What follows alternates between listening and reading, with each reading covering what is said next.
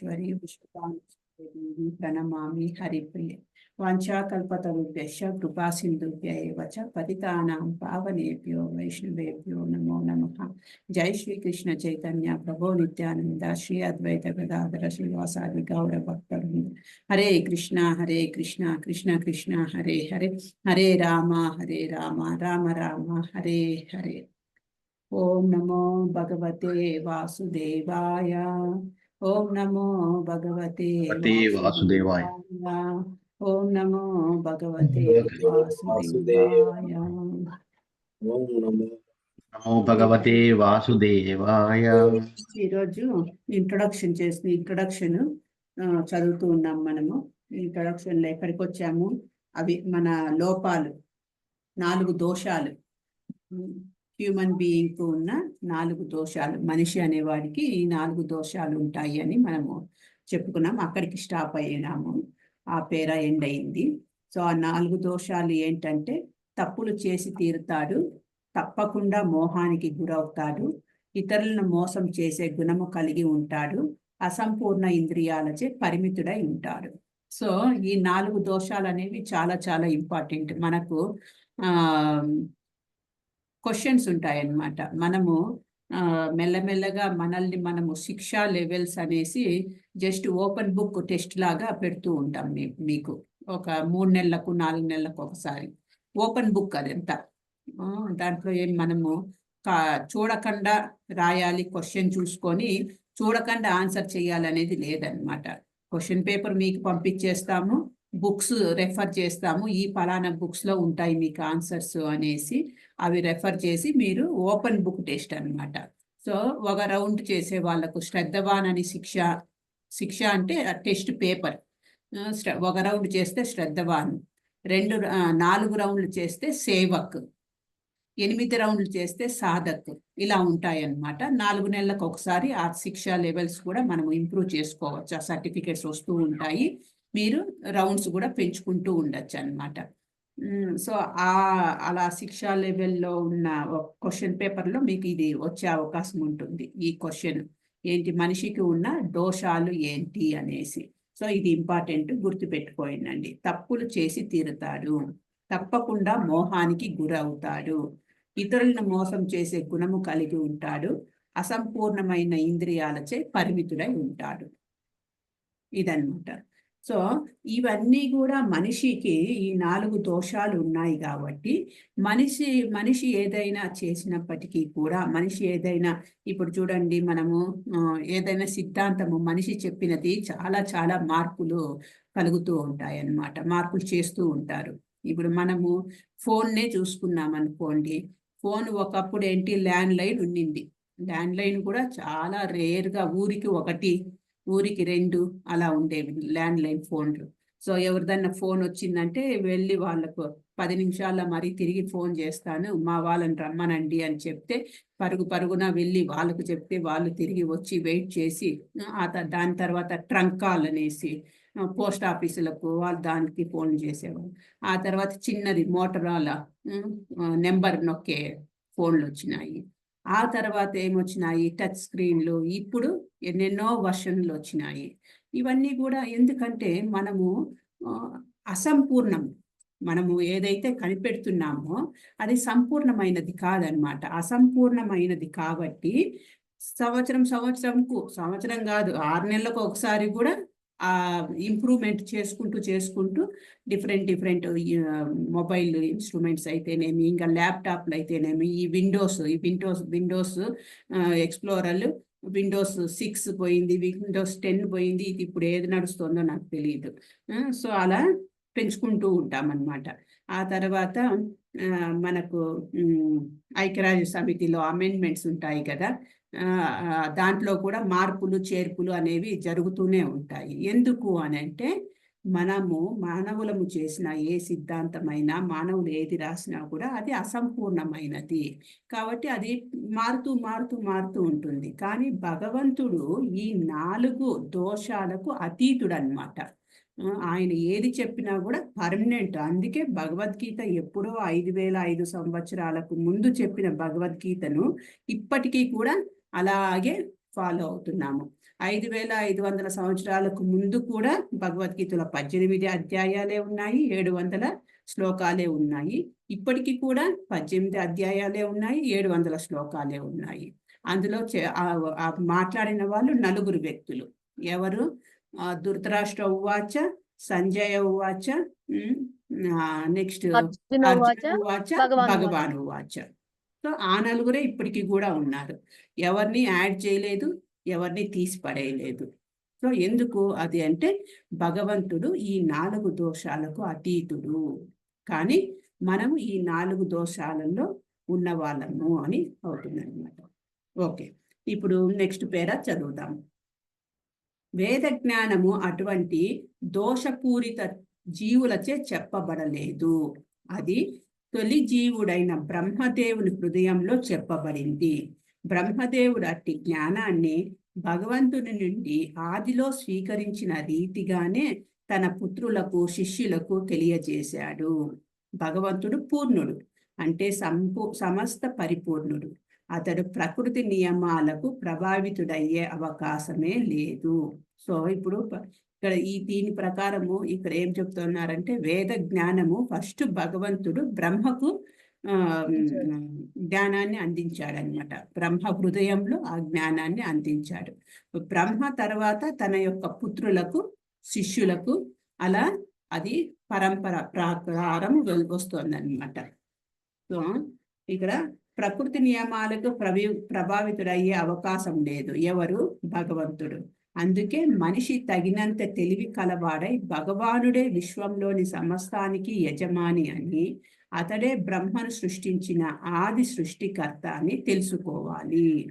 11వ అధ్యాయంలో భగవానుడు పితామహునిగా సంబోధించబడ్డాడు. సో 11వ అధ్యాయంలో భగవంతుడే చెప్తాడు, నేను ప్రతి ఒక్క జీవికి కూడా నేను పితను, మొదటి పితను, ఎటర్నల్ ఫాదర్ని అని చెప్తాడు అనమాట. బ్రహ్మదేవుడు పితామహునిగా సంబోధించబడ్డాడు కనుక దేవదేవుడు పితామహునికి సృష్టికర్త. అంటే భగవంతుడు మొదటి సృష్టికర్త, బ్రహ్మ రెండవ సృష్టికర్త, సెకండరీ క్రియేటర్.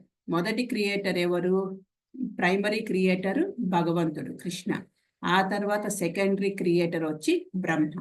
సో మీరు చూసే ఉంటారు పిక్చర్, మన విష్ణువు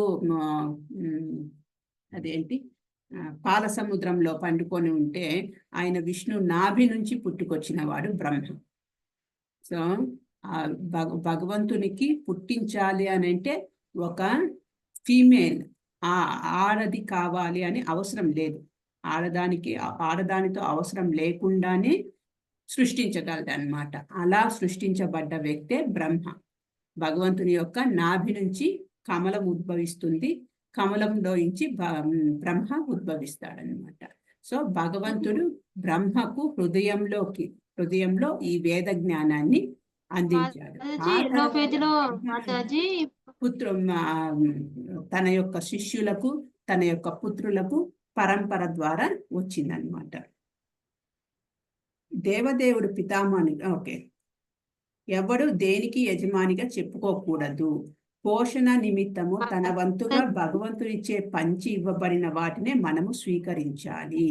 సో ఎవరు కూడా ఓనర్ కాదు, అందరూ కూడా సర్వెంట్సే. భగవంతుడు ఇచ్చినది మనము, భగవంతుడు ఓనర్, మనము జస్ట్ సేవకులలాగా సేవకుల్లాగా ఉండాలన్నమాట. మన కొరకు భగవంతునిచే ఇవ్వబడిన విషయాలను ఏ విధంగా ఉపయోగించుకోనాలో చెప్పడానికి అనేక ఉపమానాలు ఉన్నాయి. ఇది భగవద్గీతలో కూడా వివరించబడింది. ప్రారంభంలో అర్జునుడు కురుక్షేత్ర రణంలో యుద్ధం చేయనని నిర్ణయించుకున్నాడు. అది అతని నిర్ణయం. తన బంధువులను వధించిన తర్వాత రాజ్యమును భోగించడము తనకు అసాధ్యమని అతడు భగవానునితో అన్నాడు. ఆ నిర్ణయము దేహంపై ఆధారపడి ఉన్నది. ఎందుకంటే దేహమే తానని సోదరులు, మేనల్లుళ్ళు, బావలు, తాతలు మున్నగు వారందరూ తన బంధువులని, దేహ విస్తారాలని అతడు అనుకున్నాడు. అందుకే అతడు దేహవాంఛలను తీర్చుకోవాలనుకున్నాడు. ఈ ఆలోచన ధోరణి మార్చడానికే దేవదేవునిచే భగవద్గీత పలుకబడింది. చివరకు మాతాజీ చెప్పండి. 18వ పేజీ అండి. చదువుతున్నాం మాతాజీ గీతాధ్యాయంలో 18వ పేజీ. అంటే వినిపిలేదండి. చదువుతున్నారు మాతాజీ మీరు. 18వ పేజీ అండి. 18వ పేజీ. నా బుక్ లో 15వ పేజీలో ఉంది. 15 పేజీ నెంబర్ 15 లో చదువుతున్నా. మరి మీ బుక్ లో ఎలా ఉందో, బుక్కు కొంచెం తేడా ఉంటుంది. 18 మాతాజీ. 18 అంటే చూడండి. ఓకే, ఇక్కడ తాతలు మనవులు మున్నగు వారందరూ తన బంధువులని దేహ విస్తారాలని అతడు అనుకున్నాడు. అందుకే అతడు దేహ వాంఛలను తీర్చుకోవాలనుకున్నాడు. ఈ ఆలోచన ధోరణిని మార్చడానికే దేవదేవునిచే భగవద్గీత పలుకబడింది. చివరకు అర్జునుడు భగవానుని నిర్దేశంలో యుద్ధం చేయడానికి నిశ్చయించుకొని కరిష్యే వచనం తవ, నీ మాటను అనుసరించే నేను పని చేస్తాను అని అన్నాడు. సో భగవద్గీత మొదట్లో ఈయన మన అర్జున ఏమంటాడంటే నేను యుద్ధం చేయను అని అంటాడు. యుద్ధం చేయను అన్న తర్వాత భగవంతుడు ఈ భగవద్గీత మొత్తం మొదలు పెడతాడు. భగవద్గీత విన్న తర్వాత చివరిలో అర్జునుడు ఏం చెప్తాడంటే కరిష్యే వచనం తవ, అంటే నువ్వు ఎలా చెప్పితే నీ మాటను అనుసరించి నీ మాట ప్రకారమే నేను పని చేస్తాను అని చెప్తాడనమాట. సో మన పరిస్థితి కూడా అలాగే ఉంది. అర్జునుడు ఎలాంటి పరిస్థితిలో భగవంతుడిని శరణాగతి వేడుకున్నాడు. అర్జునుడు ఫుల్ సంక్లిష్టమైన పరిస్థితి. ఏంటి? యుద్ధం చేయాలి. ఎదురుగా ఉన్నది ఎవరు? అందరూ బంధువులే. యుద్ధం చేయాలని లేదు తనకు, కానీ భగవంతుడు యుద్ధం చేయాలి అని అంటున్నాడు. సో అప్పుడు కన్ఫ్యూజన్లో పడిపోయాడు. ఎలా నేను నా బంధువులందరినీ చంపగలను? ఎదుటిగా ఉన్న వ్యక్తులు బంధువులే కాదు, గురువులు ఉన్నారు.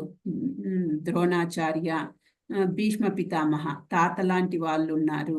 మేనమామలు, బ్రదర్స్, కజిన్ బ్రదర్స్, మేనల్లుళ్ళు, వీళ్ళందరూ ఉన్నారు. వీళ్ళని ఎలా చంపాలి అని చాలా మదన పడిపోతున్నాడు. కన్ఫ్యూజన్ స్టేజ్లో ఉన్నాడు.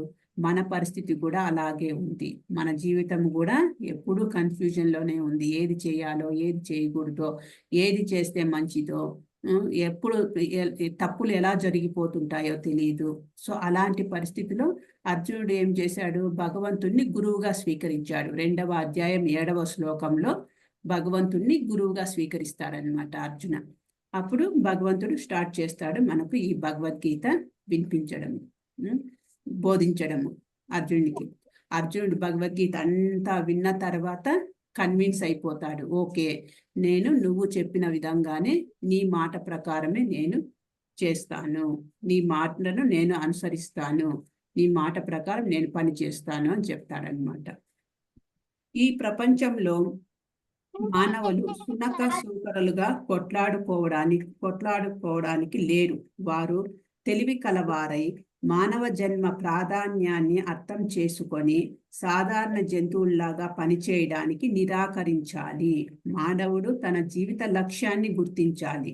ఈ నిర్దేశము సమస్త వేద సారస్వతంలో ఇవ్వబడింది. ఇక వాటి సారము భగవద్గీతలో ఇవ్వబడింది.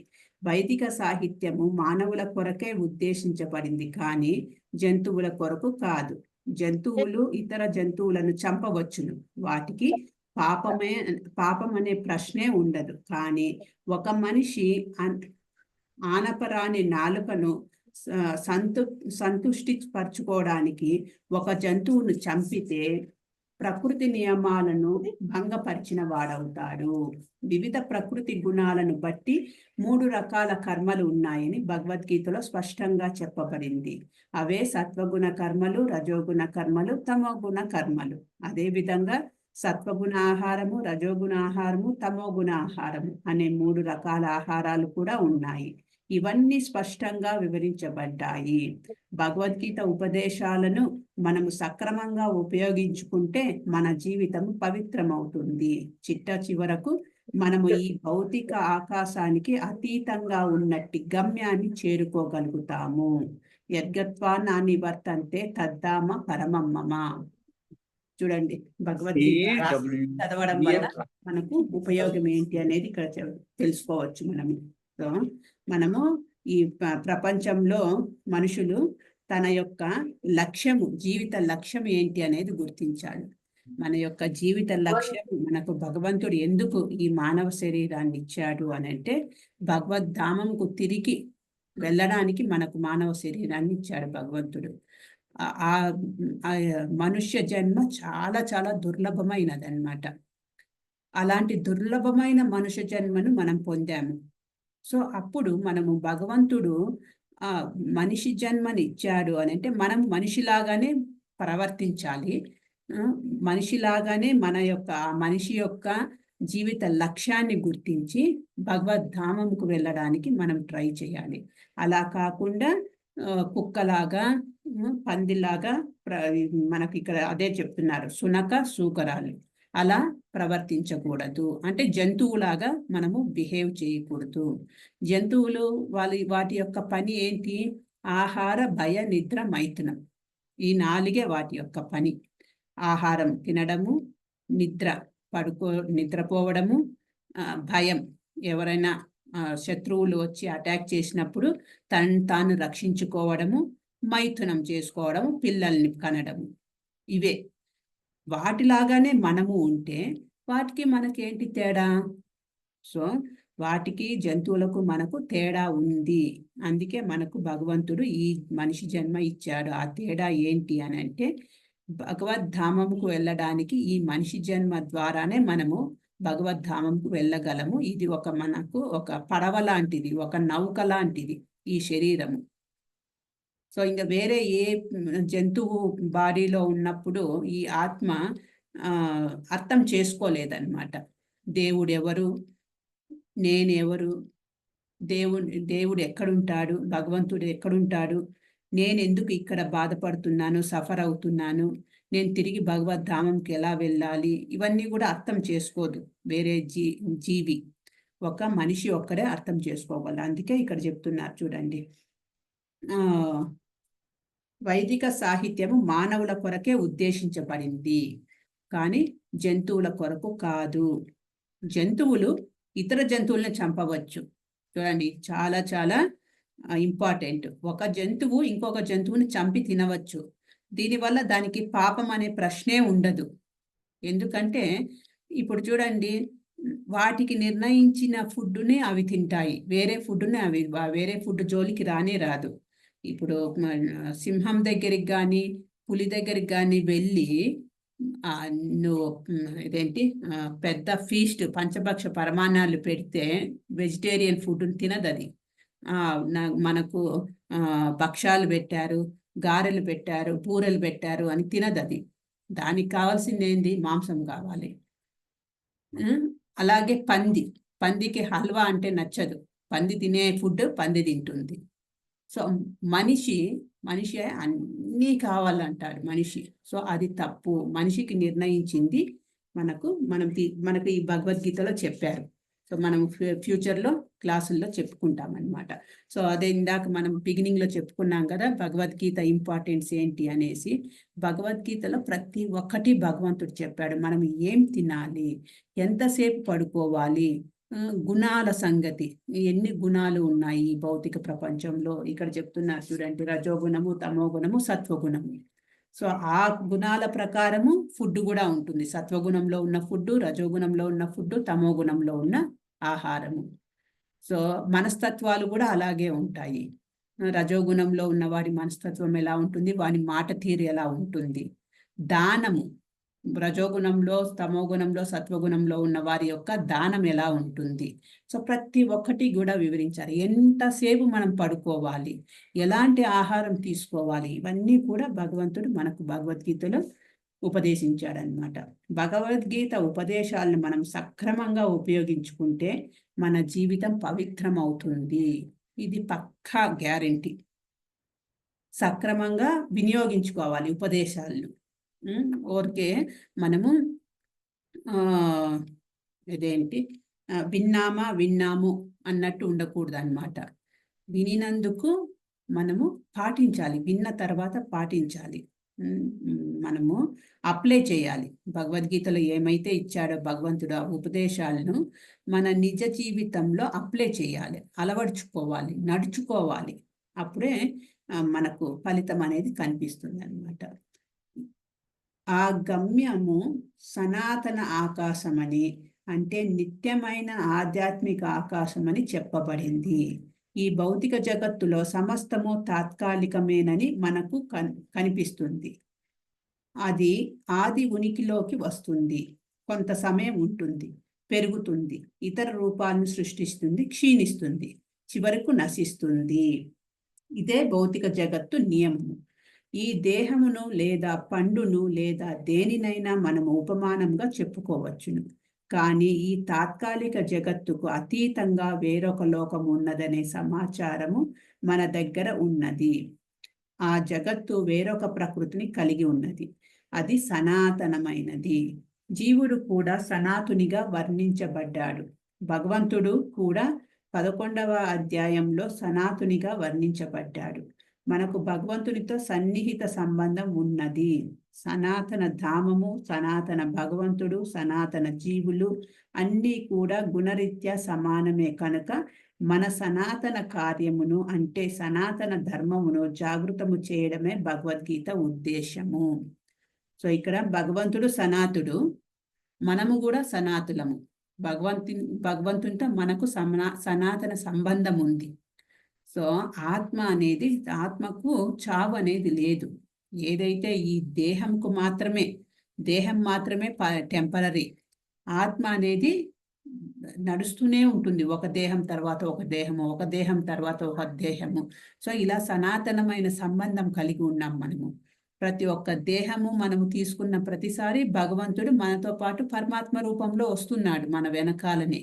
ఆయన మనల్ని వదిలిపెట్టట్లేదు. సో అలా మనకు సనాతనమైన సంబంధం ఉంది భగవంతునితో. అది నెలకొల్పడమే ఈ భగవద్గీత యొక్క ఉద్దేశము అని చెప్తున్నారు. అదే జీవుని నిత్య కార్యము. మనము తాత్కాలికంగా నానా రకాల పనులలో నెలకొని ఉన్నాము. కానీ అట్టి తాత్కాలిక పనులన్నిటినీ విడిచిపెట్టి దేవాది దేవుడు చెప్పినట్టు కార్యాలను చేపడితే ఆ కర్మలన్నీ పవిత్రమవుతాయి.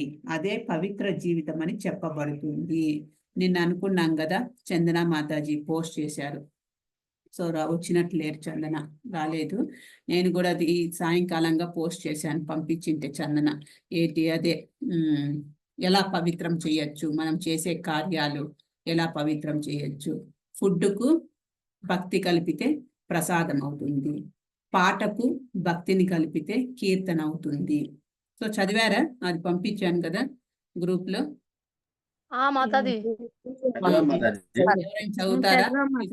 ఎవరైనా చదువుతారా? ఓపెన్ చేసుకున్నది.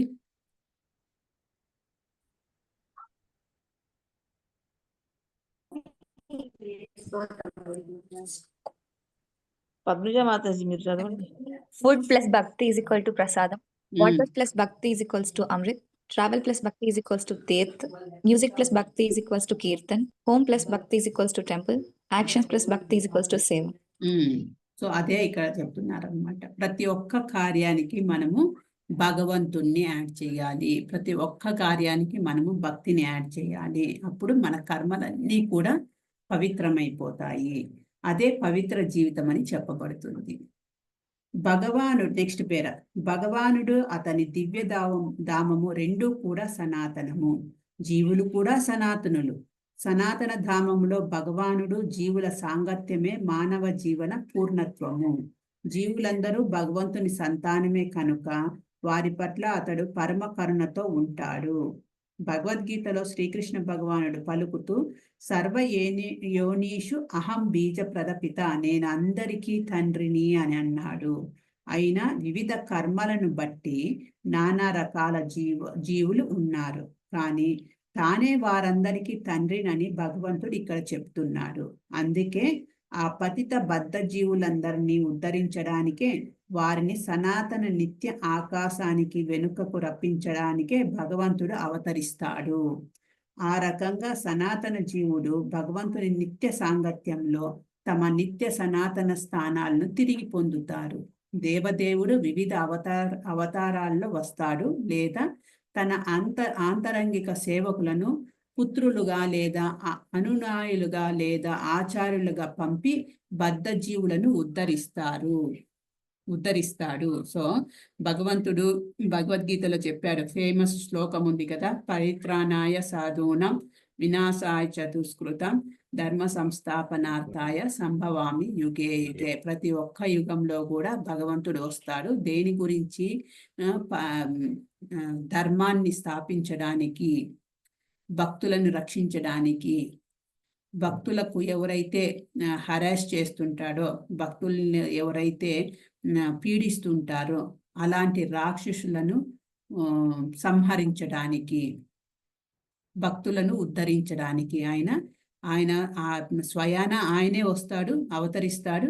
ఒక్కొక్కసారి ఆయన రిప్రజెంటేటివ్స్ని, సేవకులను ఆంతరంగిక సేవకులను కూడా పంపుతూ ఉంటాడనమాట. తన యొక్క అనునాయులను కూడా పంపుతూ ఉంటాడు. సో అది మొత్తానికి భగవంతుడు చాలా ట్రై చేస్తున్నాడు మనల్ని తిరిగి తన యొక్క ధామంకు తీసుకొని వెళ్ళడానికి. మనమే అస్సలు పట్టించుకోవట్లే భగవంతుణ్ణి. మనం చూడండి, భగవంతుడు ప్రతి ఏ దేహంను తీసుకున్నా కూడా మనము ఆ దేహములో మన ఆత్మ పక్కలోనే భగవంతుడు పరమాత్మ రూపంలో వచ్చి కూర్చుంటున్నాడు. రే రారా రారా రారా, వెళ్ళిపోదాం రారా, మన భగవద్ధామంకి వెళ్ళిపోతాము, నువ్వెందుకు ఇక్కడ సఫర్ అవుతావు, ఇది కాదు నీ సొంతమూరు, నీ సొంతమిల్లు ఇది కాదు, నీ సొంతమిల్లు వేరే ఉంది, గోలోకం వైకుంఠధామం, అక్కడికి వెళ్దాం రా అని చెప్తూనే ఉంటాడు. మనము అస్సలు భగవంతుని వైపు ఇట్లా తిరిగి కూడా చూడట్లేదు అనమాట. సో ఒకసారి మా ఇంట్లో ఉన్న మూర్తి ప్రాణప్రతిష్ఠ చేయడానికి ఒక సన్యాసి వచ్చాడనమాట. సో మా ఇంట్లో జగన్నాథ్, సుభద్ర, బలదేవ్ పూరిలో జగన్నాథ్ పూరిలో ఉన్నారు కదా, వాళ్ళు ఉన్నారు, జగన్నాథ్, సుభద్ర, బలదేవ్. తర్వాత మీకు చెప్పాను కదా, కృష్ణ బలరాములు ఈ కలియుగంలో చైతన్య మహాప్రభువుగా నిత్యానందగా వచ్చారనేసి వాళ్ళు ఉన్నారనమాట. సో 5 మంది ఉన్నారు మా ఇంట్లో మూర్తిలు. సో వాళ్ళను ప్రాణప్రతిష్ఠ చేయడానికి ఒక మహారాజు వచ్చారు, భక్తి వినోద్ స్వామి మహారాజ్ అనేసి సన్యాసి, ఆయన సీనియర్ సన్యాసి. సో ఆయన చెప్తున్నాడు, అప్పుడు ప్రాణప్రతిష్ఠ అయిపోయిన తర్వాత స్మాల్ క్లాస్ తీసుకున్నాడు. ఆ రోజు చెప్పారనమాట, ఏమని, భగవంతుడు మనకు ఇన్విటేషన్ పంపిస్తూనే ఉన్నాడంట. ఫర్ ఎగ్జాంపుల్, ఇప్పుడు మీ బంధువుల ఇంట్లోనే ఒక పెళ్లి జరుగుతుంటే వాళ్ళు ఇన్విటేషన్ ఇస్తారు, వెడ్డింగ్ కార్డు ఇస్తారు. వెడ్డింగ్ కార్డు ఇచ్చిన తర్వాత మనం ఏదో అనుకోకుండా, మనకు అదే రోజు ఏదో అర్జెంట్ పని ఉంది, మనము ఆ వెడ్డింగ్కు వెళ్ళలేకపోయినాము, మనం అటెండ్ అవ్వాల ఆ వెడ్డింగ్కు. తర్వాత సారీ చెప్పుకున్నాం, మేము రాలేకపోయినాము అని చెప్పుకున్నాం, ఓకే, అది అయిపోయింది. అదే ఫ్యామిలీ వాళ్ళు నెక్స్ట్ వెడ్డింగ్ అయిన అమ్మాయిదే ఇంకొకటి ఏదో శ్రీమంతం అనుకోండి, శ్రీమంతం జరిగింది.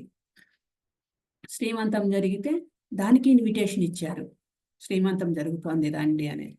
మనం దానికి కూడా అటెండ్ అవ్వలేకపోయినాము ఏవో కారణాల వల్ల. ఓకే, రెండోసారి కూడా అటెండ్ అవ్వలేదు, ఓకే, వాళ్ళు సర్దుకున్నారు.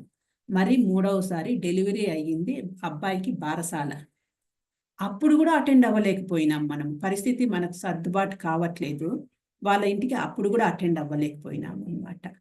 సో 3 సార్లు పిలిచారు వాళ్ళు, 3 సార్లు వాళ్ళ అకేషన్కు మనం అటెండ్ కాలేకపోయినాము.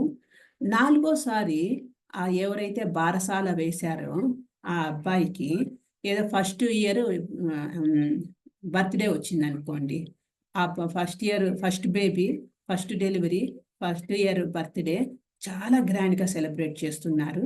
కానీ మనకు మాత్రం ఇన్విటేషన్ రాలేదు. ఎందుకంటే మొదట 3-4 ఇన్విటేషన్లు వస్తే మనం వెళ్ళలా. వాడు ఏమనుకుంటాడు, ఒక కన్క్లూజన్కి వచ్చేస్తాడు, వీడికి మన ఇంటికి రావడానికి ఇష్టం లేదు, మనం ఎన్నిసార్లు ఏ అకేషన్ చెప్పి ఇన్విటేషన్లు ఇచ్చినా కూడా రాలేదు, ఈ అవసరం లేదు, ఎందుకు మనకు time waste, invitation card waste అనేసి వాడు 4వ సారి 5వ సారి ఇన్విటేషనే పంపాడు కదా, అవునా కాదా? ఇది జనరల్గా జరిగేది. కానీ భగవంతుడు ఇన్విటేషన్లు ఇస్తూనే ఉన్నాడు. మనం ఎన్ని కోట్ల జన్మలు తీసుకున్నా కూడా అన్ని కోట్ల జన్మలకు ఇన్విటేషన్ ఇస్తున్నాడు. రే వచ్చేసేయి, బ్యాక్ టు గాడ్ హెడ్, భగవద్ధామంకి వచ్చేసేయి, తిరిగి నువ్వు ఈ లోకంకి వచ్చేయి, నువ్వు అక్కడ ఉండద్దు, వచ్చేయి వచ్చేయి వచ్చేయి అని ఇన్విటేషన్ ఇస్తూనే ఉన్నాడు. మనం ప్రతి ఒక్క ఇన్విటేషన్ మనం రిజెక్ట్ చేస్తూనే ఉన్నాం. సో అది కాదు మనది. భగవంతుడు ఇచ్చిన ఈ మానవ జన్మను మనము యూటిలైజ్ చేసుకోవాలి. ఇప్పుడు కనీసం మనకు ఇప్పటికి తెలిసింది మానవ జన్మ యొక్క లక్ష్యం ఏంటి, భగవంతుడు ఎవరు, భగవద్ధామంకు మనము ఎలా వెళ్ళాలి, ఎందుకు వెళ్ళాలి, అక్కడ ఎలా ఉంటుంది, ఇదంతా కూడా మనకు భగవద్గీతలో కనుక్కునే అవకాశము, భగవద్గీత విని అర్థం చేసుకునే అవకాశం మనకు వచ్చింది. ఈ అవకాశాన్ని మనం సద్వినియోగపరచుకోవాలన్నమాట. భగవంతుడు ఈ దేహంలో ఉన్నప్పుడు ఇస్తున్న ఇన్విటేషనే నాకు లాస్ట్ ఇన్విటేషన్ అయిపోవాలి, భగవద్ధామంకి వెళ్ళిపోవాలి. స్ట్రాంగ్ ఇది పెట్టుకోవాలన్నమాట మనం. అర్థమవుతుందా నేను చెప్తున్నది? మాతాజీ అర్థమవుతుంది. సో ఇదే నా లాస్ట్ బర్త్ అయి ఉండాలి, ఇదే లాస్ట్ జన్మ నాకు. నెక్స్ట్ ఇంకొక జన్మ తీసుకోకూడదు. అంటే భగవద్ధామంకి వెళ్ళిపోవాలి నేను పర్మనెంట్గా. అక్కడికి వెళ్తే ఇంకా రాము, మనం తిరిగి రాము. అక్కడికి వెళ్ళడానికే మనకు వెళ్ళట్లే, అంటే మనసు ఒప్పట్లే.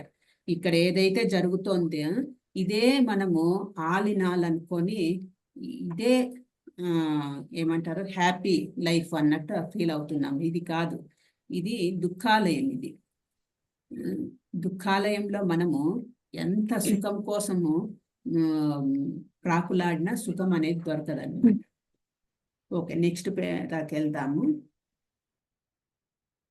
సనాతన ధర్మం ఏదో ఒక ధర్మ శాఖను సూచించదు. అది నిత్యుడైన భగవానుని సంబంధంలో నిత్యులైన జీవుల నిత్య కార్యము. పూర్వము చెప్పినట్లు సనాతన ధర్మము జీవుని సనాతన కార్యము సూచిస్తుంది. సనాతన అనే పదమును శ్రీపాద రామానుజాచార్యులు ఆది గాని అంతము గాని లేనిది అని వివరించారు. కనుక సనాతన ధర్మం గురించి మాట్లాడినప్పుడు మనము శ్రీపాద రామానుజాచార్యుల ప్రామాణికతను ఆధారం చేసుకొని ఆది గాని అంతము గాని లేనిదిగా తీసుకోవాలి. రిలిజియన్ అనే ఆంగ్ల పదము సనాతన ధర్మానికి కొంత భిన్నమైనది.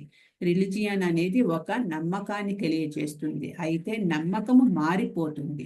ఒక వ్యక్తికి ఒక ప్రత్యేక విధానములో నమ్మకం ఉండవచ్చును. అయితే అతడు నమ్మికను మార్చుకొని వేరొకటి స్వీకరించవచ్చును. కానీ సనాతన ధర్మము మార్పు చేయలేని కార్యమును సూచిస్తుంది. ఉదాహరణకు నీటి నుండి ద్రవత్వాన్ని తీసివేయలేము, అలాగే అగ్ని నుండి వేడిని తీసివేయలేము. అదేవిధంగా జీవుని సనాతన ధర్మాన్ని జీవుని నుండి తీసివేయలేము. సనాతన ధర్మము నిత్యముగా జీవునితో కూడి ఉండేది. అందుకే సనాతన ధర్మము గురించి మనము మాట్లాడినప్పుడు శ్రీపాద రామానుజాచార్యుల ప్రామాణికతపై దానిని ఆది అంతము లేనిదిగా తీసుకోవాలి. ఆది గాని అంతము గాని లేనిది ఏదో ఒక శాఖకు చెందినదై ఉండదు. ఎందుకంటే అది ఎటువంటి ఎల్లలచే పరిమితము కాకూడదు. ఏదో ఒక మత శాఖకు చెందిన వారు సనాతన ధర్మమును కూడా శాఖాపరమైనదిగా తప్పుగా భావించిన ఈ విషయంలో ఇంకాస్త లోతుగా వెళ్ళి నవీన విజ్ఞాన శాస్త్ర దృష్టిలో దీనిని పరిశీలిస్తే సనాతన ధర్మము ప్రపంచ మానవులందరి కాదు విశ్వంలోని సకల జీవుల కార్యమని మనము చూడగలుగుతాము. సనాతన ఇతర ధర్మమునకు మానవ చరిత్రలో ఏదో ఆరంభము ఉన్న సనాతన ధర్మ చరిత్రకు ఆరంభమే లేదు. ఎందుకంటే అది జీవులతో నిత్యముగా ఉంటుంది. జీవులకు సంబంధించినంత వరకు ప్రామాణిక శాస్త్రాలు చెప్పేది ఏమిటంటే జీవునికి జన్మ గాని మరణం గాని లేదు. జీవుడు ఏనాడు పుట్టడని ఏనాడు మరణించడని గీతలో చెప్పబడింది. అతడు నిత్యుడు. అవినాశి. తాత్కాలిక భౌతిక దేహము నశించిన తర్వాత కూడా అతడు కొనసాగుతూనే ఉంటాడు. సనాతన ధర్మము విషయంలో మనము ధర్మానికి సంస్కృత మూలార్థాన్ని అర్థం చేసుకోవడానికి ప్రయత్నించాలి. ధర్మం అనేది ఒక ప్రత్యేక పదార్థముతో నిత్యము కూడి ఉంటుందని సూచిస్తుంది. వేడి, వెలుతురు, అగ్నితో పాటుగా ఉంటాయని మనము నిర్ణయిస్తాము. వేడి, వెలుతురు లేకుండా అగ్ని పదానికి అర్థమే ఉండదు. అదేవిధంగా మనము జీవుని ప్రధాన విషయాన్ని, అంటే అతని నిత్య జోడును కనుక్కోవాలి. ఆ నిత్య జోడే అతని నిత్య గుణము.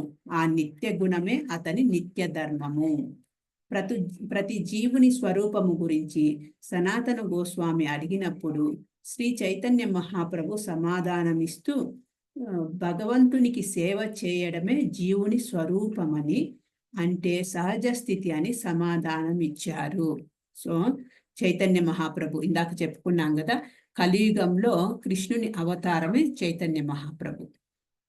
ఆయన ఒక కృష్ణుని యొక్క భక్తునిగా అవతరించాడనమాట. బలరాం అవతారం వచ్చి కలియుగంలో నిత్యానంద ప్రభువుగా, చైతన్య ప్రభు వచ్చి, చైతన్య మహాప్రభు వచ్చి కృష్ణ, నిత్యానంద ప్రభు వచ్చి బలరాం అన్నమాట. సో ఈ చైతన్య మహాప్రభు చెప్తున్నారు ఏమని అంటే, స్వయాన భగవంతుడు కృష్ణ అని చెప్తున్నట్టు ఏంటి, జీవుని యొక్క స్వరూపం ఏంటి అంటే భగవంతుని యొక్క సేవకుడు. అదే మన సహజ స్థితి. ఎట్లాగైతే పంచదార అంటే దాని యొక్క ధర్మం ఏంటి, స్వీట్ గా ఉండడం దాని యొక్క ధర్మం. మిరపకాయ అంటే దాని ధర్మం ఏంటి, కారంగా ఉండడము మిరపకాయ ధర్మము. అలాగే జీవుని యొక్క ధర్మము, జీవుని యొక్క స్వరూపము ఏంటి అని అంటే భగవంతుని యొక్క సేవకులము. అదే అన్నమాట ఇక్కడ. అది మన సహజ స్థితి. శ్రీ చైతన్యుల మాటను విశ్లేషణ చేస్తే ప్రతి జీవుడు వేరొక జీవునికి సేవించడంలోనే నిరంతరము నెలకొని ఉన్నాడని మనకు సులభంగా కనిపిస్తుంది. ఒక జీవుడు వివిధ హోదాలతో ఇతర జీవులను సేవిస్తూ ఉంటాడు. ఆ విధంగా చేస్తూ జీవుడు జీవితాన్ని అనుభవిస్తాడు. సో సేవ అనేది ఇక్కడ కామన్. మనము అనుకుంటాము సేవకుడు అని అంటే సర్వెంట్ అనేటప్పటికీ, ఇంగ్లీష్ పదము వినిపిస్తే సర్వెంట్ అంటే నేనెందుకు సర్వెంట్ అవుతాను, నేను సర్వెంట్ని కాదు అని అంటాం. యాక్చువల్గా మనం ప్రతి ఒక్కరూ కూడా ఎవరికో ఒకరికి సేవ చేస్తూనే ఉంటాము. అది మనకు ఆ సర్వెంట్, సేవకుడు, బానిస అనేది పెద్ద హార్ష్ వర్డ్గా అనిపిస్తుంది. కానీ ఇప్పుడు చూడండి, ఇంట్లో భార్య భర్తకు సేవ చేస్తుంటుంది, భార్య పిల్లలకు కూడా సేవ చేస్తూ ఉంటుంది. అదే భర్త తనను తాను యజమాని అనుకుంటాడు, కానీ తను కూడా ఇండైరెక్ట్ గా పిల్లల కోసము భార్య కోసమే గాడిదలాగా చాకరీ చేసి డబ్బులు తీసుకొని వస్తాడు ఆఫీస్కి వెళ్ళి. అది కూడా సేవ చేయడమే. ఇక్కడ ఇంట్లో భార్యకు పిల్లలకు డబ్బు తీసుకొచ్చి చేసే సేవ కాకుండా అక్కడికి పోయి ఇంకొక బాస్ ఉంటాడు ఆఫీస్లో వెళ్తే, ఆయన కింద సేవ చేయాలి. ఆ బాస్కు ఇంకొక బాస్ ఉంటాడు. అలా చూస్తూ వెళ్తే ప్రతి ఒక్కరూ కూడా సేవకులే. సో ఎప్పుడైతే ఎవరూ లేరనుకోండి, ఒంటరిగా ఉన్నాడు అనుకోండి, వానికి పిచ్చి పట్టిపోతుంది. దానికి వాడు ఏదో ఒక కుక్క పిల్లనో పిల్లి పిల్లనో తీసుకొచ్చుకుంటాడు. ప్రభుపాద చెప్తాడు, కుక్కల్ని పిల్లల్ని పెంచే వాళ్ళు కుక్కను ప్రొద్దున్నే ఉదయమే వాకింగ్ తీసుకెళ్తాడు. మన ఇండియాలో అంటే ఇలాంటిది ఉండదు, కానీ ఫారిన్ కంట్రీస్లో వాకింగ్ తీసుకెళ్లే వాళ్ళు కుక్కను వాకింగ్ తీసుకెళ్తే ఆ కుక్క వెనకాల ఒక చాట, ఒక చీపురు కూడా పట్టుకొని వెళ్ళాలి. ఎందుకంటే కుక్క ఏమన్నా పొరపాటున రోడ్లలో పెంట వేసింది అనుకోండి, దాన్ని ఎత్తి డస్ట్బిన్లో పడేయాలి వాడు. అట్లనే వదిలేసి వెళ్ళడానికి లేదు. ఇండియాలో మనకు చెల్లుతుంది, అక్కడ చెల్లదన్నమాట. అప్పుడు కుక్క వీనికి సేవ చేస్తోందా, వీడు కుక్కకు సేవ చేస్తున్నాడా చెప్పండి? సేవ చేస్తున్నాడు, అంతే, సేవ చేస్తున్నట్టే. అదే అన్నమాట. ఎవరూ లేకపోతే చివరికి కుక్కనో పిల్లినో పెట్టుకొని సేవ చేసే పరిస్థితికి వస్తారు. అంటే సేవ చేయడం అనేది మన యొక్క బ్లడ్ లో వచ్చినది.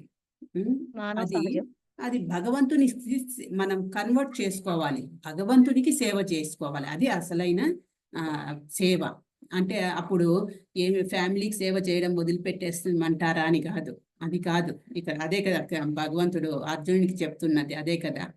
నీ యొక్క విద్యుత్ ధర్మం నీవు నిర్వర్తించాలి, అట్ ద సేమ్ టైం భగవంతుని సేవలు కూడా మనం చేయాలన్నమాట. నెక్స్ట్ చదువుతాము. ఒక జీవుడు వివిధ హోదాలతో ఇతర జీవులను సేవిస్తున్నాడు. ఆ విధంగా చేస్తూ జీవుడు జీవితాన్ని అనుభవిస్తాడు. సేవకులు తమ యజమానిని సేవించినట్లుగా అల్ప జంతువులు మానవులను సేవిస్తాయి. ఏ అనేవాడు బి అనే యజమానిని సేవిస్తాడు, బి అనేవాడు సి అనే యజమానిని సేవిస్తాడు. సి వ్యక్తి డి అనే వాడిని సేవిస్తూ ఇలా సాగుతుంది. ఈ పరిస్థితిలో మనకు ఒక స్నేహితుడు వేరొక స్నేహితుని సేవిస్తున్నట్లు, తల్లి కుమారుని సేవిస్తున్నట్లు, భార్య భర్తను సేవిస్తున్నట్లు, భర్త భార్యను సేవిస్తున్నట్లు ఇలా ఎన్నో మనకు కనిపిస్తాయి. ఇలాగే మనం అన్వేషిస్తూ పోతే జీవుల సమాజంలో సేవా కార్యానికి మినహాయింపే లేదని కనిపిస్తుంది.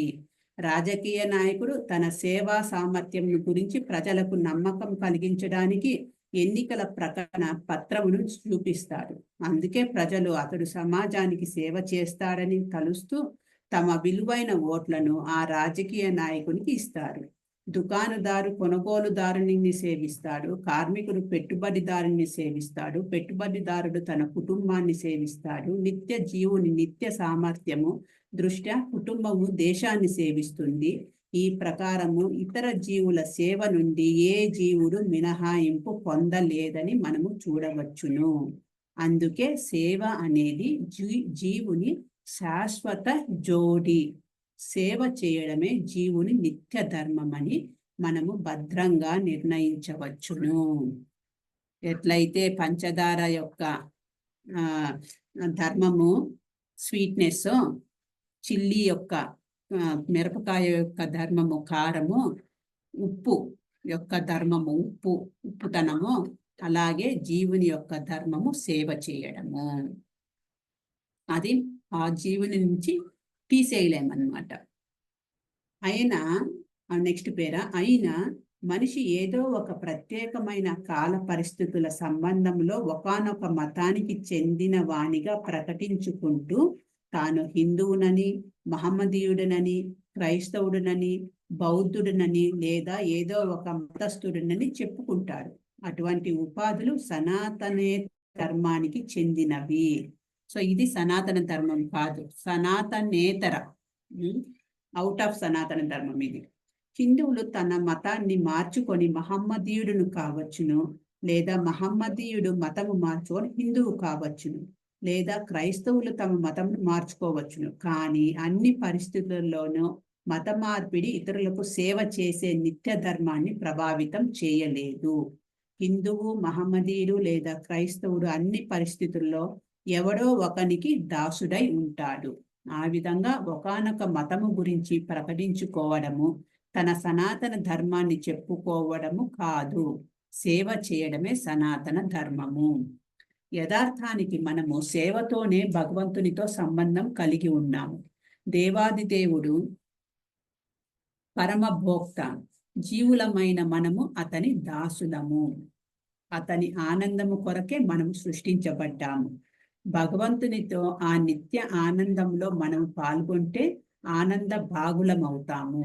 వేరే విధంగా మనము ఆనంద భాగులము కాలేము. ఒక దేహాంగము కడుపుతో సహకరించకుండా ఆనందాన్ని పొందలేనట్లుగా స్వతంత్రముగా ఆనందాన్ని పొందడము అసాధ్యము. భగవంతునికి దివ్యమైన ప్రేమయుత సేవ చేయకుండా ఆనందమయుడు కావడం జీవునికి అసాధ్యము. సో ఇక్కడ దేహాంగము కడుపుతో సహకరించకుండా ఆనందాన్ని పొందలేదు. సో దీనికి ఒక ఎగ్జాంపుల్ చెప్తారు ప్రభుపాదుల వారు. అంటే ఇదే కడుపు. సో కడుపుకు ఈ మిగతా దేహాంగాలన్నీ సహకరిస్తే కడుపుకు ఫుడ్ అనేది చేరుతుంది అన్నమాట. ఒకసారి మిగతా దేహాంగాలన్నీ కూడా స్ట్రైక్ చేశాయంట. మేము కడుపుకు ఫుడ్ని ఇవ్వము, మేమెందుకు ఇవ్వాలి, మేము కాళ్ళు అన్నాయంట, మేము నడిచి వెళ్ళి పదార్థాన్ని ఎత్తుక్కోవాలి, తినే పదార్థమును. అప్పుడు చేతులు అన్నాయంట, నేను చేత్తో తీసుకొని నోట్లో పెట్టాలి, నేను ఎందుకు పెడతాను, నేను పెట్టను అనిందంట. కాళ్ళు, నేను నడిచి వెళ్ళి పదార్థాన్ని వెతకను అనిందంట. తర్వాత నోరు వచ్చి నేను నమలను అనిందంట. పండ్లు, నోరు, నేనెందుకు నమలాలి, నేను ఇవన్నీ, మేము ఈ మిగతా భాగాలన్నీ అనుకున్నాయంట, మేము ఇదంతా చేస్తే, ఇంత కష్టపడితే ఎంజాయ్ చేస్తున్నది ఎవరు, కడుపు ఎంజాయ్ చేస్తుంది, మేము చెయ్యము, మా పని మేము చెయ్యము అని స్ట్రైక్ చేశాయంట. స్ట్రైక్ చేసి ఏవి అన్నం కోసం వెతకట్లేదు, చేతులు అన్నం కలుపుకొని నోట్లోకి పెట్టుకోవట్లేదు, నోరు అన్నము నమలట్లేదు, స్ట్రైక్ చేసేసాయి అన్నీ. అప్పుడు ఏది, ఒక రోజు అయిపోయింది, రెండో రోజు అయిపోయింది, మూడో రోజు నుంచి ఎవరికి ఇదైంది, నిస్సత్తువ అయిపోయింది, శక్తి లేకుండా అయిపోయింది, కాళ్ళకు చేతులకు శక్తి లేకుండా అయిపోయింది అనమాట.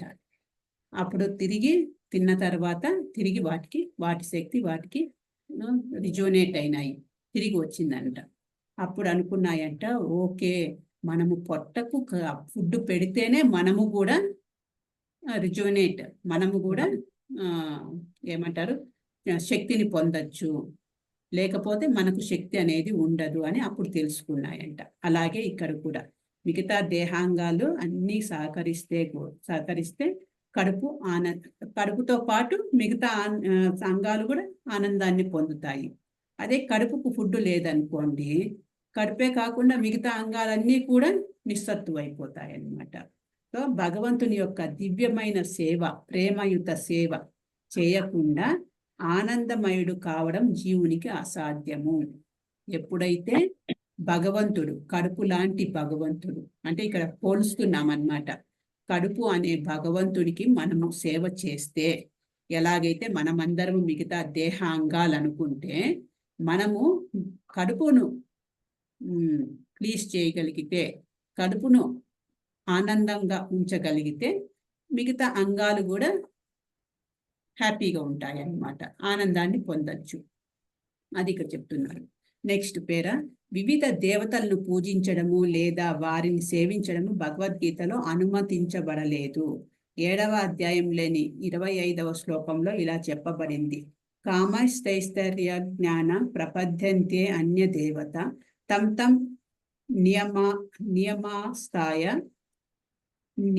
నియమమాస్తాయ ప్రకృత్యే నియతాస్వయః. భౌతిక వాంఛలచే బుద్ధి అపహరించబడిన వారు దేవతలకు శరణుజొచ్చి తమ స్వభావాలను అనుసరించి ప్రత్యేకమైన పూజా నియమాలను అనుసరిస్తారు. కామముచే నడుపబడేవారు దేవతలనే పూజిస్తారు, కానీ దేవదేవుడైన శ్రీకృష్ణుణ్ణి కాదని ఇక్కడ స్పష్టంగా చెప్పబడింది. కృష్ణుడి పేరు చెప్పినప్పుడు ఏదో మత శాఖకు చెందిన పేరును చెప్పడం కానే కాదు. కృష్ణుడు అంటే మహోన్నతమైన ఆనందం అని అర్థము. భగవంతుడు సమస్తమైన ఆనందానికి నిధి లేదా గిడ్డంగి అని ధృవపరచబడింది. మనమందరము ఆనందము కొరకే అరులు చాస్తున్నాము. ఆనందమయో అభ్యాసాత్. జీవులు భగవంతుని లాగానే చైతన్య పూర్ణులు, వారు ఆనందాన్ని కోరుకుంటారు. భగవంతుడు నిరంతరము ఆనందమయుడు. జీవులు భగవంతునితో సాంగత్యం చేస్తే, అతనితో సహకరిస్తే, అతని సాంగత్యంలో పాల్గొంటే తాము కూడా ఆనందమయులవుతారు.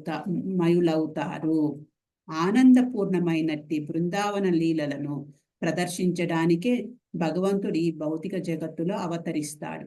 శ్రీకృష్ణ భగవానుడు బృందావనంలో ఉన్నప్పుడు గోపబాల మిత్రులతో, గోప కన్యలతో, ఇతర బృందావన వాసులతో, గోవులతో అతని కలాపాలన్నీ ఆనందపూర్ణములై ఉండేవి. బృందావన వాసులందరికీ శ్రీకృష్ణుడు తప్ప ఇంకొకటి తెలియదు. కానీ శ్రీకృష్ణుడు తన తండ్రి నంద మహారాజును ఇంద్ర పూజను చేయకుండా ఆపాడు. జనులు ఏ దేవతను పూజించవలసిన అవసరం లేదని అతడు స్థాపన చేయగోరాడు. భగవద్ధామానికి వెళ్ళడమే వారి చరమ లక్ష్యమైన కారణంగా వారు కేవలం భగవంతుణ్ణే అర్చించాలి. శ్రీకృష్ణ భగవానుని ధామము భగవద్గీతలోని 15వ అధ్యాయంలోని 6వ శ్లోకంలో ఇలా వర్ణించబడినది. నా తద్భాసయతే సూర్యో నా శశాంకో నా పావకః యద్గత్వా నా నివర్తంతే తద్ధామ పరమం మమ. అట్టి నా పరంధామము సూర్యచంద్రులచే గాని అగ్ని విద్యుత్తులచే గాని చేయబడదు.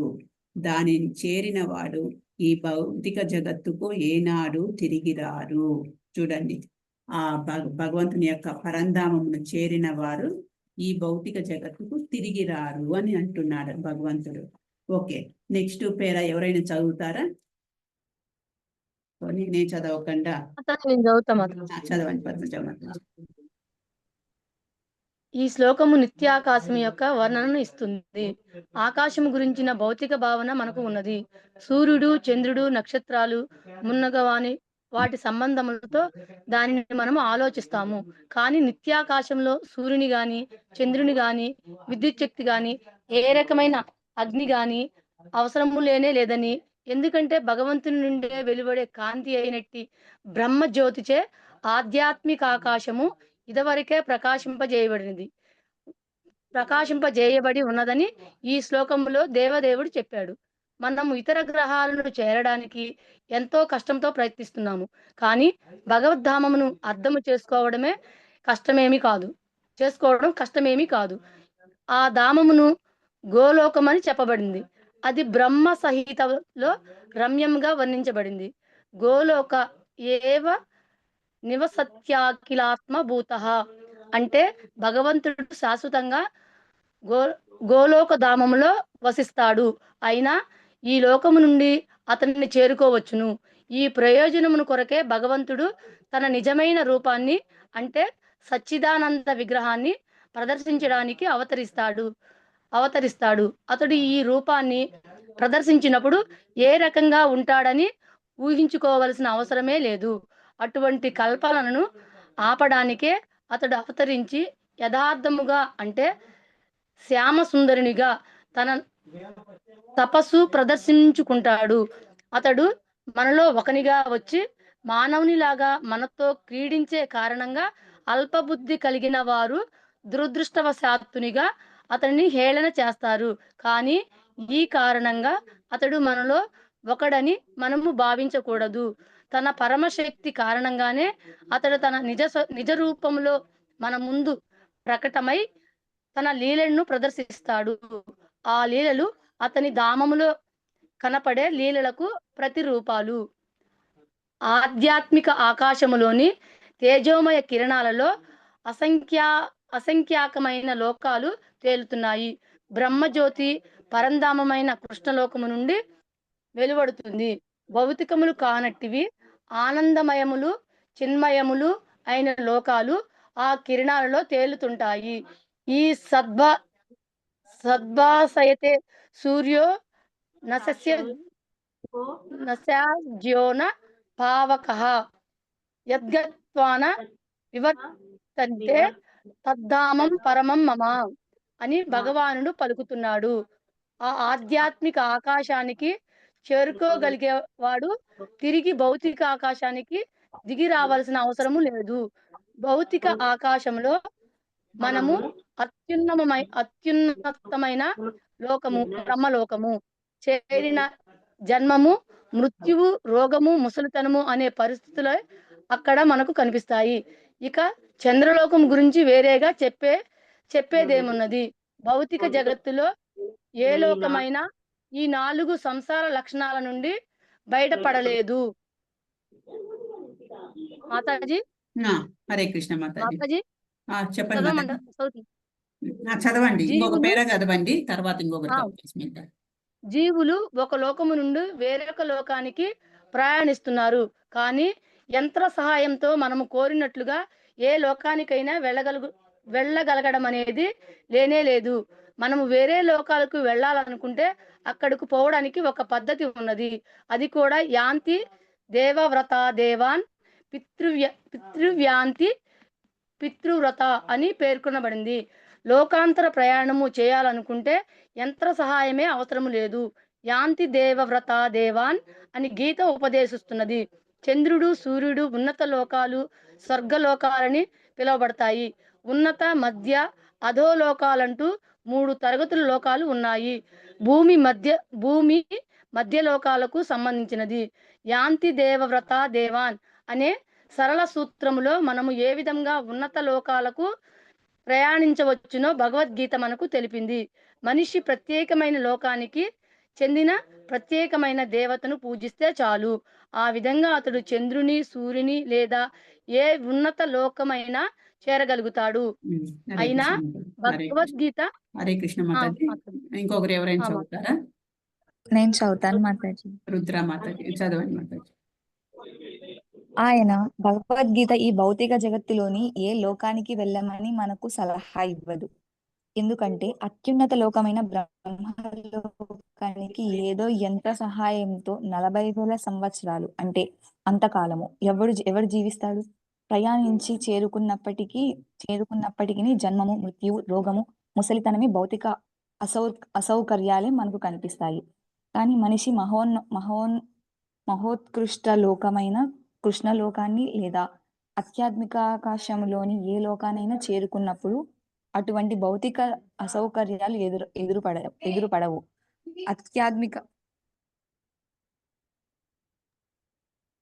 ఆధ్యాత్మిక ఆకాశంలోని అన్ని లోకాలలోని ఏకైక పరమలోకమే గోలోక బృందానమని చెప్పబడుతుంది. అదే ఆది దేవుడైన శ్రీకృష్ణ భగవానుని ధామము. ఈ సమాచారం అంతా భగవద్గీతలో ఇవ్వబడింది. ఏ విధంగా ఈ భౌతిక జగత్తును విడిచి ఆధ్యాత్మిక ఆకాశములో నిజంగా ఆనందము జీవితాన్ని ప్రారంభించవచ్చుననే సమాచారము దాని సందేశము ద్వారా మనకు ఇవ్వబడింది. ఒక్క నిమిషం మాతాజీ, ఒక్క నిమిషం. ఇక్కడ చూడండి, భగవంతుని యొక్క లోకం పేరు గోలోక వృందావనం. సో అదే అన్నమాట భగవంతుని యొక్క కృష్ణుని యొక్క లోకము గోలోక వృందావనం. సో అక్కడికి వెళ్తే తిరిగి మనము బ్యాక్ టు మళ్ళా ఈ భౌతిక లోకానికి రావాల్సిన అవసరం ఉండదు. సో జీవికి ఆ గోలోక వృందావనం చేరడమే గురిగా పెట్టుకోవాలన్నమాట. ఎస్ మాతాజీ, కంటిన్యూ చేయండి. భగవద్గీతలోని 15వ అధ్యాయంలో ఈ భౌతిక జగత్తు యొక్క నిజమైన చిత్తరువు ఇలా ఇవ్వబడింది. ఊర్ధ్వ మూల మద శాఖ మత్స్యద్దం ప్రాహుర్వయం ఛందాసి యస్య పర్ణాని యస్తం వేదస వేదవిత్. వెళ్ళు పైముఖంగాను కొమ్మలు క్రింద ముఖంగాను ఉన్నట్టి చెట్టుగా భౌతిక జగత్తు ఇక్కడ వర్ణించబడింది. వేళ్ళు పైముఖంగా ఉన్నట్టి చెట్టు అనుభవమును మనకు ఉన్నది. మనిషి నది ఒడ్డున లేదా చెరువు ఒడ్డున నిలబడితే చెట్లు నీళ్లలో తలక్రిందులుగా ప్రతిబింబించబడము మనకు కనిపిస్తుంది. కొమ్మలు అధోముఖంగా ఉంటాయి, వేళ్ళు పైముఖంగా ఉంటాయి. అదే విధంగా ఈ భౌతిక జగత్తు ఆధ్యాత్మిక జగత్తు యొక్క ప్రతిబింబము. భౌతిక జగత్తు సత్యము యొక్క ప్రతిబింబము మాత్రమే. ప్రతిబింబములో సత్యము గాని సారము గాని ఉండదు. ఎడారిలో నీళ్లు లేవు, కానీ నీళ్లు ఉన్నాయని ఎండమావులు తలపిస్తాయి. భౌతిక జగత్తులో నీళ్లు లేవు, ఆనందము లేదు, కానీ అసలైన ఆనందమే నిజమైన నీళ్లు ఆధ్యాత్మిక జగత్తులోనే ఉన్నాయి. మనకు ఆధ్యాత్మిక జగత్తు ఈ క్రింది విధంగా పొందాలని భగవానుడు ఉపదేశిస్తున్నాడు. నిర్మణ మోహ. మాతాజీ, ఇది మీరు చదవగలరా ప్లీజ్? చదువుతాను. నిర్మాణ మోహ జితసంగ దోష ఆధ్యాత్మ నిత్య వినివృత్త కామ ద్వంద్వై విముక్త సుఖ దుఃఖ సంజ్ఞై గచ్చంతి మూఢ పరమవ్యయం తత్. ఎస్ మాతాజీ, కంటిన్యూ చేయండి. నిర్మాణ మోహ అయిన వ్యక్తి ద్వారానే ఆ పదం అవ్యయం అంటే నిత్యలోకము చేరుకోబడుతుంది. దీని అర్థం ఏమిటి? మనము ఉపాధుల వెంట పరిగెత్తుతుంటాము. ఒకడు అయ్యా అని పిలిపించుకోరతాడు, ఒకడు ప్రభువుగా కోరతాడు, మరొకడు దేవాదక్షుడు లేదా ధనికుడు లేదా రాజు లేదా ఇంకొకటిగా కోరుతాడు. ఈ ఉపాధులకు ఆసక్తులమైన ఉన్నంత వరకు మనము దేహానికి ఆసక్తులమై ఉన్నట్లే అవుతుంది. ఎందుకంటే ఈ ఉపాధులన్నీ దేహానికే చెందినవి, కానీ మనము ఈ దేహములము కాము. దీనిని అనుభూతము చేసుకోవడమే ఆధ్యాత్మిక అనుభూతిలో తొలి దశ. మనము ప్రకృతి త్రిగుణాలలో కూడి ఉన్నాము, కానీ భగవత్ సేవ ద్వారా మనము వాటి నుండి విడువడాలి. మనము భగవత్ సేవకు అనురక్తులము కాకపోతే ప్రకృతి గుణాల నుండి విడివడలేము.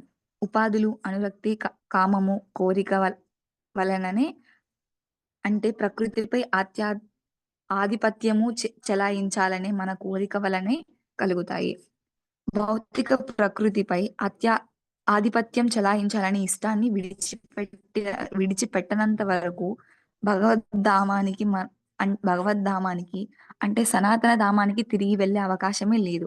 ఒక్క నిమిషం ఏనాడు మాతాజీ, నశించనట్టి ఒక్క నిమిషం రుద్రమాతాజీ, ఇక్కడ చూడండి ఇంపార్టెంట్ పాయింట్. మనము ప్రకృతి త్రిగుణాలతో కూడి ఉన్నాము. సో ఈ భౌతిక ప్రపంచంలో 3 గుణాలు ఉంటాయి: సత్వగుణము, రజోగుణము, తమో గుణము. ఎప్పుడైతే జీవి ఈ బద్ధ జీవి భౌతిక ఈ భూమి పైన జన్మించాడంటే ఈ త్రిగుణాలకు లోబడిపోతాడనమాట. అది బై డిఫాల్ట్ వచ్చేస్తుంది. కానీ భగవత్ సేవ ద్వారా మనము వాటి నుండి విడివడాలి. సో ఎప్పుడైతే భగవంతుని సేవలో మనల్ని మనము ఎంగేజ్ చేసుకుంటామో ఈ భౌతిక ప్రకృతి త్రిగుణాల నుంచి బయటపడతాము అని చెప్తున్నారు. మనము భగవత్ సేవకు అనురక్తులము కాకపోతే, అంటే భగవంతుని సేవ పట్ల మనము అటాచ్మెంట్, అనురక్తి అనేది పెంచుకోకపోతే ప్రకృతి గుణాల నుండి విడివడలేము. సో భగవంతుని సేవ పట్ల మనల్ని మనము పెంచుకోవాలి, ఇంట్రెస్ట్ పెంచుకోవాలి. అనురక్తి, భగవంతుని సేవకు అనురక్తి అనేది, ఇష్టం అనేది పెంచుకుంటే తప్ప ఈ భౌతిక గుణాల నుంచి మనం బయటపడలేము. లేకపోతే చాలా కష్టము. ఇక్కడ చూడండి డైరెక్ట్ ఇచ్చేశారు. మనము భగవత్ సేవకు అనురక్తులము కాకపోతే ప్రకృతి గుణాల నుండి విడివడలేము. ఉపాధులు, అనురక్తి, కామము, కోరిక వలననే, అంటే ప్రకృతిపై ఆధిపత్యం చెలాయించాలనే మన కోరిక వల్లనే కలుగుతాయి. సో ఈ అనురక్తి, ఈ కామము, కోరిక ఇవన్నీ ఎలా అంటే మన ప్రకృతి పైన ఆధిపత్యం చెలాయించాలని ట్రై చేస్తాం. అదే మనమే ఓనరు, నేనే బాస్ అనే లాంటి తత్వం అన్నమాట. సో అది తప్పు. భౌతిక ప్రకృతిపై ఆధిపత్యం చెలాయించాలనే ఇష్టాన్ని విడిచిపెట్టనంత వరకు భగవద్ధామానికి అంటే సనాతన ధామానికి తిరిగి వెళ్ళే అవకాశమే లేదు. ఏనాడు నశించనట్టి ఆ నిత్యధామమును భగవత్ సేవలో నెలకొని మిథ్యాపూర్ణమైన భౌతిక భోగ ఆకర్షణలచే మోహితుడు కానివాడే చేరుకోగలుగుతాడు. సో ఎవరికైతే ఈ భోగాల పైన ఆకర్షణ, భౌతిక భోగాల పైన ఆకర్షణ అనేది లేకుండా ఉంటాడో వాడు మాత్రమే భగవద్ధామంకు వెళ్ళడానికి అవకాశం ఉంటుంది అని చెప్తున్నారనమాట. ఆ విధంగా నెలకొన్నవాడు అతి సులభంగా పరంధామమును చేరుకుంటాడు. భగవద్గీత 8వ అధ్యాయం 21వ శ్లోకంలో ఇలా చెప్పబడింది: అవ్యక్తోక్షర ఇత్యుక్త స్తమ్ముః పరమాం గతిం యం ప్రాప్యన నివర్తంతే తద్ధామ పరమం మమ. కంటిన్యూ చేయండి మాతాజీ, రుద్ర మాతాజీ. అవ్యక్తము అంటే ప్రకటము కానిదని అర్థము. పూర్తిగా భౌతిక జగత్తే మన ముందు ప్రకటమై లేదు. మన ఇంద్రియాలు ఎంత అసంపూర్ణమైనవంటే ఈ భౌతిక విశ్వంలోని అన్ని నక్షత్రాలనైనా మనము చూడలేము. వేద సరస్వతములో మనము అన్ని లోకాల గురించిన ఎంతో సమాచారాన్ని పొందవచ్చును. దానిని మనము నమ్మవచ్చు లేదా నమ్మకపోవచ్చు. అన్ని ముఖ్యమైన లోకాలు వేద సరస్వతములో, ముఖ్యంగా శ్రీమద్ భాగవతములో వర్ణించబడ్డాయి. ఈ భౌతిక ఆకాశానికి అతీతంగా ఉండే ఆధ్యాత్మిక జగత్తు అవ్యక్తమని అంటే ప్రకటము కానిదని వర్ణించబడింది. ఆ పరంధామమును పొందడానికే మనిషి కోరుకోవాలి, తపన పడాలి. ఎందుకంటే ఆ ధామమును పొందినప్పుడు అతడు తిరిగి ఈ భౌతిక జగత్తుకు రావాల్సిన అవసరము ఉండదు. హరే కృష్ణ మాతాజీ. ఇక ఆ భగవద్ధామం. హరే కృష్ణ మాతాజీ. సో ఇక్కడికి స్టాప్ చేద్దాము. ఈరోజు 8:07 అయింది టైము. సో అదనమాట. నెక్స్ట్ క్లాస్కి పూర్తిగా ఎండ్ అయిపోతుంది మనకు ఇంట్రొడక్షన్ ఎండ్ అయిపోయి మనకు 3 క్లాసులు కదా మనం చేసుకుంటున్నాము రోజులో. శనివారం వచ్చి భగవద్గీత కాదు, స్పెషల్ టాపిక్ ఏదో ఒకటి ఉంటుంది. ఆదివారము మనము నెక్స్ట్ కమింగ్ సండే ఈ ఇంట్రొడక్షన్ ఎండ్ చేసేస్తాము. సోమవారం వచ్చి మొదటి అధ్యాయము మొదటి శ్లోకం మొదలు పెడదాము. సో యాక్చువల్గా ఇది ఎప్పుడో స్టార్ట్ అయిపోయి ఉండాల్సింది, ఫస్ట్ చాప్టర్ ఫస్ట్ శ్లోకం. కాకపోతే ఇంట్రొడక్షన్లోనే చూడండి ఎంత ఉందో సమాచారం. ఇంట్రొడక్షన్ భగవద్గీతలో ఉన్న పాయింట్స్ మొత్తము ఇంట్రొడక్షన్లో ఉంచాడనమాట ప్రభుపాదుల వారు. సో ఇంట్రొడక్షన్ కూడా చాలా చాలా ఇంపార్టెంట్. సో ఆ ఇంట్రొడక్షన్ మనము డీటెయిల్డ్గా చదవడం వల్ల ఇంత టైం జరుగుతోంది, పర్వాలేదు. కానీ చాలా విషయాలు మనం తెలుసుకోగలుగుతున్నాం అన్నమాట ఇంట్రొడక్షన్ నుంచే. సో నెక్స్ట్ క్లాస్లో మనము తిరిగి మొదలు పెడదాము. ఇక్కడి వరకు ఈ రోజుకి ఇక్కడికి స్టాప్ చేస్తాను. సో ఇక్కడ ఏం చెప్తున్నారంటే, పరంధామమును పొందడానికే మనిషి కోరుకోవాలి, తపన పడాలి. ఎందుకంటే ఆ ధామమును పొందినప్పుడు అతడు తిరిగి ఈ భౌతిక జగత్తుకు రావాల్సిన అవసరం ఉండదు. సో ఎప్పుడైతే భగవద్ధామంకు చేరుకుంటాడో ఆ జీవి తిరిగి ఈ భౌతిక ధామముకు రావాల్సిన, భౌతిక లోకానికి రావాల్సిన అవసరమే ఉండదు. మన సొంత గూటికి మనం చేరిపోతాము. ఇది మన సొంతం ఇల్లు కాదు, ఇది ఊరికే టెంపరీగా ఏదో అలా విజిట్ కోసం వచ్చినామన్నమాట.